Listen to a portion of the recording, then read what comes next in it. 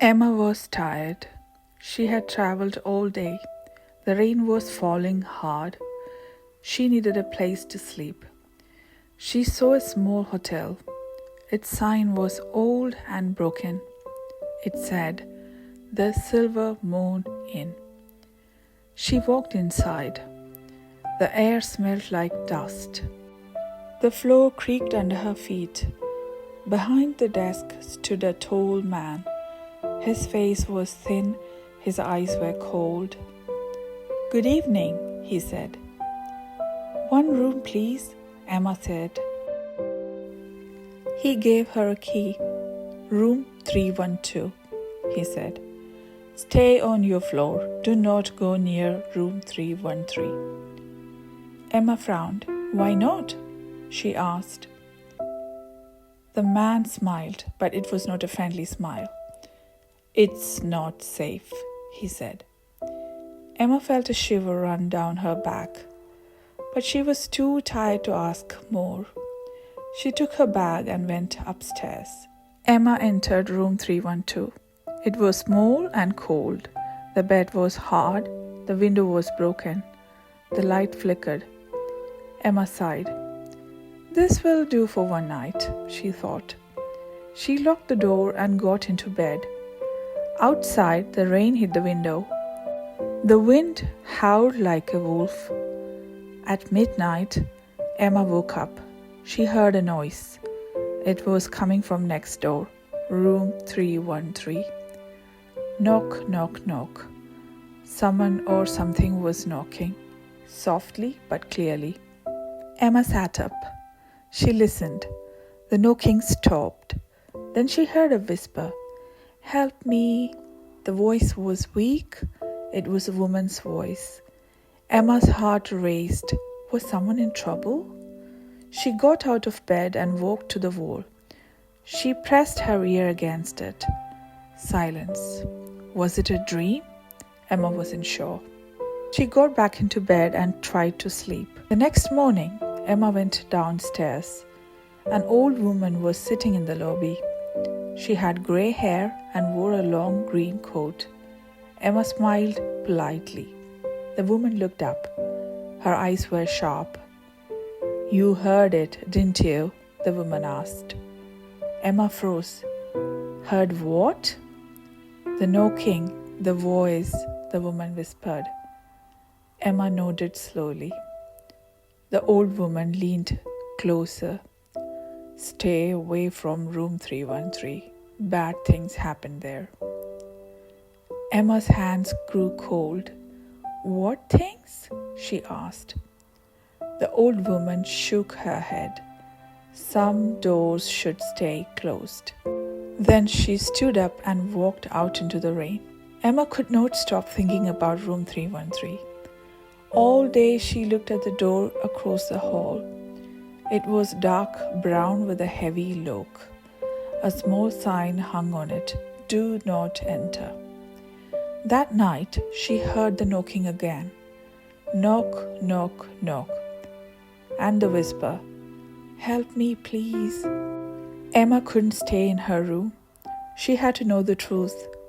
She opened her door and stepped into the dark hall. The hotel was silent. The lights flickered above her head. The air was cold. Emma walked to room 313. She touched the doorknob. It was icy. She listened. Silence. She turned to leave. Creak! The door to room 313 opened by itself. Emma gasped. Inside, it was dark. A cold wind blew out of the room. She stepped closer. "Hello," she called softly. No answer. She pushed the door open and went inside. The room smelled of damp and dust. The curtains were closed. Broken furniture lay on the floor. Emma took out her phone and turned on the flashlight. On the far wall, she saw something strange. Scratch marks. Deep, ugly scratches on the wood. It looked like someone had tried to claw their way out. Emma shivered. She turned to leave, but the door slammed shut. Bang! She ran to the door and pulled the handle. It was locked. She banged on the door. "Let me out," she shouted, but no one came. Suddenly, she heard footsteps behind her. Slow, heavy. Emma turned around. In the darkness, she saw a figure, a woman, wearing a torn dress. Her hair was wild, her face was pale. The woman raised a hand and pointed at Emma. "Help me," she whispered. Emma backed away, heart pounding. Then she noticed something. The woman had no feet. She was floating. Emma realized she was a ghost. Emma's mind screamed for her to run. The ghost floated closer. "Help me," the ghost said again. "Set me free." Emma remembered the scratches on the wall. Someone or something had trapped her here. Emma looked around the room. In the corner, she saw an old chest. She ran to it and opened it. Inside was a box, a small black box with a red ribbon. The ghost pointed at it. Emma grabbed the box. Suddenly, the ghost screamed. The walls shook. The lights flickered. Emma ran to the door and kicked it hard. Bam! The door burst open. Emma ran down the hall, the box in her hands. Behind her, the ghost wailed like a storm. Emma didn't stop running until she was outside.